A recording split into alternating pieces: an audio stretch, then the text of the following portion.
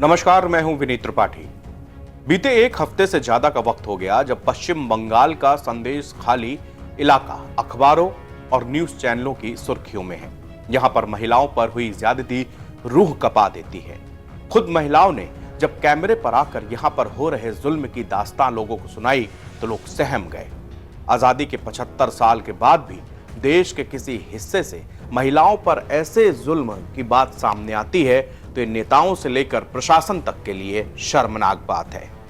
इस पर राजनीति भी तेज हो गई है। संदेश खाली में सन्नाटा पसरा हुआ है, हर तरफ पुलिस ही पुलिस दिखाई दे रही है। नेताओं को वहां पर जाने की इजाजत नहीं है। आज बीजेपी के प्रवक्ता सुधांशु त्रिवेदी ने संदेश खाली मामले में ममता सरकार को खूब खरी खोटी सुनाई।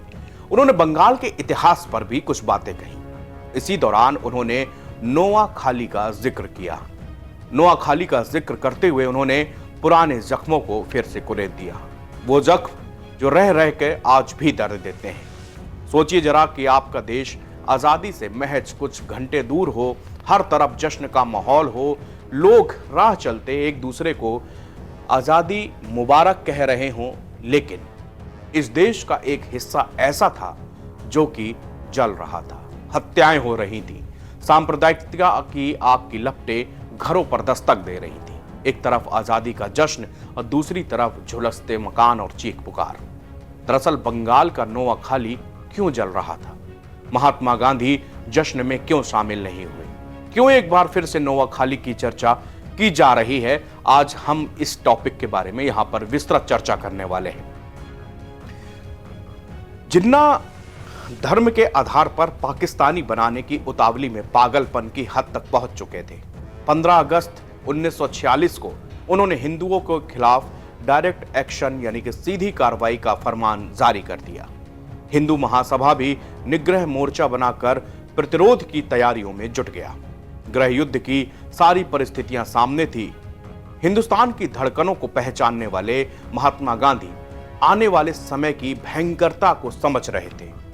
महात्मा गांधी ने आखिरी वायसराय यानी कि लॉर्ड माउंटबेटन से अपनी दूसरी मुलाकात में ही साफ कह दिया था कि अंग्रेजी तंत्र की फूट डालो और शासन करो की नीति से वह स्थिति बना दी है जब सिर्फ यही विकल्प बचे हैं, या तो कानून व्यवस्था बनाए रखने के लिए अंग्रेजी राज ही चलता रहे या फिर भारत रक्त स्नान करे। अवश्य ही भारत रक्त स्नान का सामना करने को तैयार है। गांधी जिस रक्त स्नान की बात कर रहे थे वो पूर्वी बंगाल का नोआखाली जिला ही था। सबसे पहला शिकार नोआखाली बना। जिन्ना के डायरेक्ट एक्शन प्लान को संयुक्त बंगाल के तत्कालीन मुख्यमंत्री शहीद सोहरावर्दी ने अमली जामा पहनाने में कोई कसर नहीं छोड़ी। मुस्लिम बहुल इस इलाके में हिंदुओं का व्यापक कत्लेआम हुआ। 15 दिन तक तो बाकी दुनिया को इस नरसंहार की कानों कान खबर तक नहीं पहुंची। हिंदू मुस्लिम एकता के गांधी जी के प्रयासों को यह एक सबसे बड़ा धक्का था। बापू के लिए अग्नि परीक्षा की असली घड़ी थी। उन्होंने तुरंत दिल्ली से नोआखाली जाने का निर्णय लिया। तब लोग घबरा गए।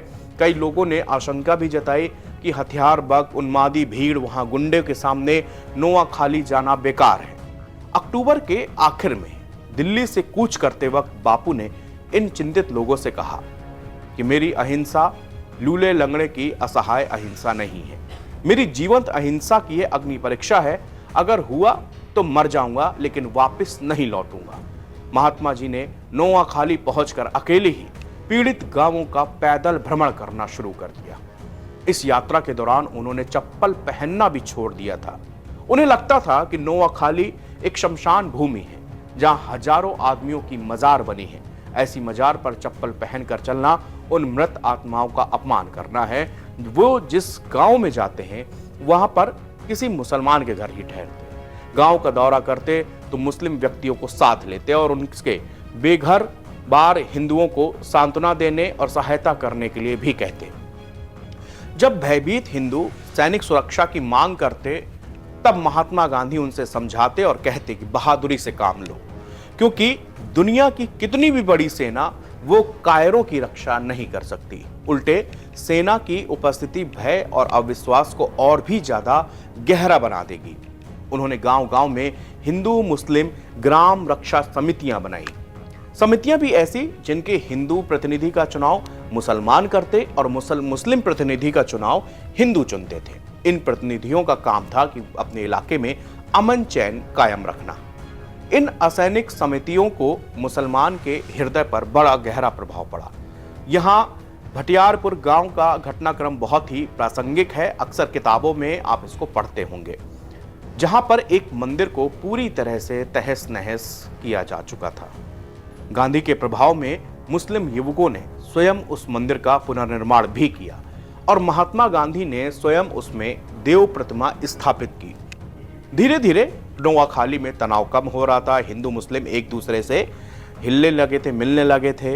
वहां पर जो सांप्रदायिकता की आग थी वो कम पड़ रही थी, खत्म तब भी नहीं हुई थी, कम पड़ने लगी थी। महात्मा गांधी के उस नोआखाली जाने के फैसले का असर ये हो रहा था कि अब दोनों समुदाय आराम से एक जगह पर रह रहे थे, लेकिन अभी काम पूरा नहीं हुआ था।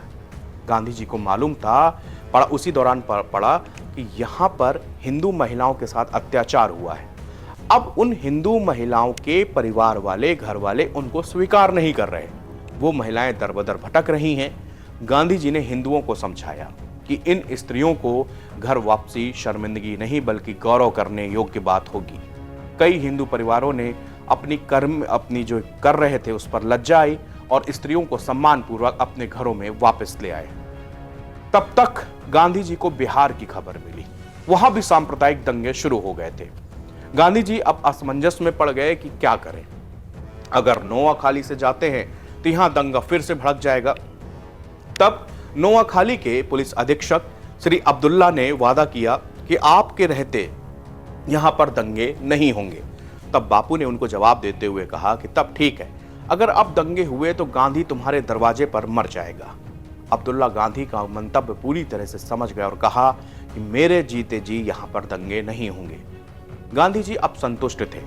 5 महीने नोआखाली में रहने के बाद वो बिहार की तरफ रवाना हो गए।